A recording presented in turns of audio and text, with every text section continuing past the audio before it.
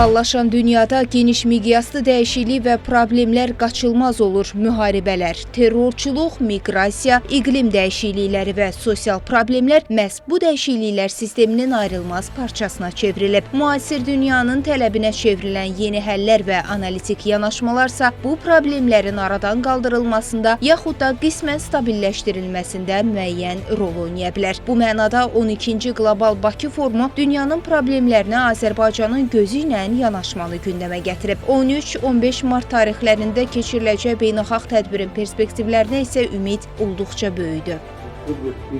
12-ci Bakı Qlobal Forumu dünyanın aparıcı liderlərini, beynəlxalq təşkilatların nümayəndələrini və alimlərini açıq, məzmunlu diskussiyalar üçün bir araya gətirən mühüm hadisə olacaq. Bu ilki forum xüsusilə əhəmiyyətli olacaq.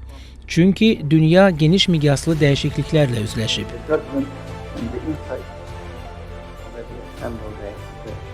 Biz ona inanırıq ki, dünyanın istənilən problemlərini miqyasından asılı olmayaraq danışıqlar yolu ilə həll etmək lazımdır. Hazırda biz beynəlxalq düzəndə həyəcanverici dəyişikliklər müşahidə etməkdəyik. Forum çərçivəsində müzakirələrin analitik nəticələrə yönəlməsinin vacibliyi vurğulanaraq bunun forumun məhsuldarlığına töhfə ola biləcəyi diqqətə çatdırıldı. Gürcüstanın baş nazirinin sabiq müavini Ekat Keşelaşvili qlobal məsələlərin müzakirəsi və bu istiqamətdə həll yollarının müəyyənləşdirilməsi məsələsində rəsmi Bakının rolunu xüsusilə qeyd edərək ölkəmizin regional sabitlik və geosiyasi dəyişmələrdəki həssaslığını yüksək qiymətləndirdi. Azərbaycanın Avropaya kömək etmək üçün istifadə etdiyi nəhəng neft və qaz ehtiyatları ilə yanaşı, həmçinin böyük miqdarda bərpa olunan enerji mənbələri var.